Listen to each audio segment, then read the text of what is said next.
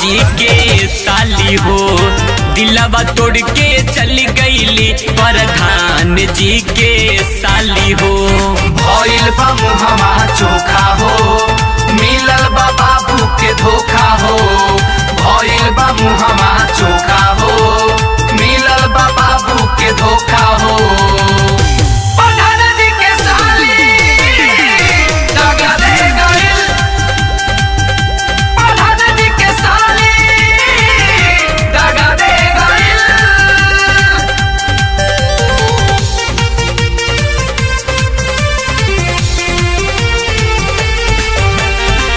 हमारा के चाहत रहली जनमों से ज्यादा, कहली भूलब ना तोहके हवा हमार राजा। हमारा के चाहत रहली जनमों से ज्यादा, कहली भूलब ना तोहके हवा हमार राजा।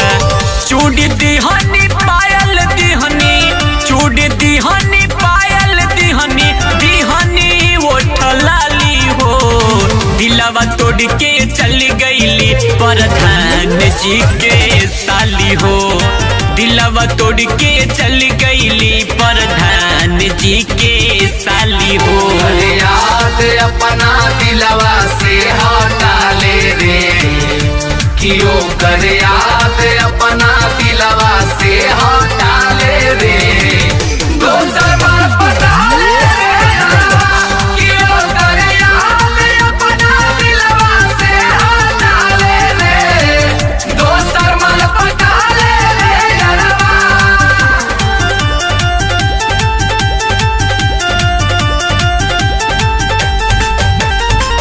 साथ जिए मारे के क्रिया उठैली, तब काहे हमारा के ओ भूल गईली। साथ जिए मारे के क्रिया उठैली, तब काहे हमारा के ओ भूल गईली। नथुन दिहनी गजरा दिहनी, नथुन दिहनी गजरा दिहनी, दिहनी कनवाली हो।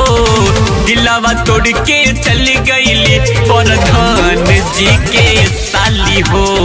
दिलवा तोड़ के चली गईली प्रधान जी के साली हो। सारा इज्जत तू अपन नीलाम कइलो, सारा इज्जत तू अपन नीलाम कइलो।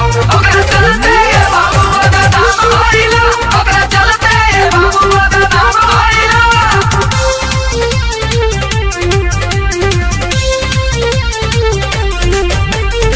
संदीप परदेसिया से मिले नहीं अइली, राइटर प्रदीप शर्मा से दिलवा लगैली। संदीप परदेसिया से मिले नहीं अइली, दिलीप सिंह आलोक से दिलवा लगैली। सुनाए भैया सोनिल दिलवा, सुनाए भैया सतीश दिलवा, तुड़ली कोई हाली हो। दिलवा तोड़ के चली गईली प्रधान जी के साली हो। दिलवा तोड़ के चली गईली प्रधान जी के साली हो। दिलवा तोड़ के चली गईली प्रधान जी के साली हो।